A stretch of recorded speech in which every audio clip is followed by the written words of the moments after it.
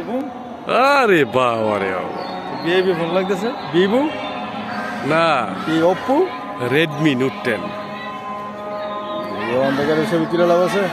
আমি তো ভিডিও করতেছি। বিকেলে না করে সকালে করতে হবে, আসলে করতে হবে। আইলাম কখন আমি? হ্যাঁ,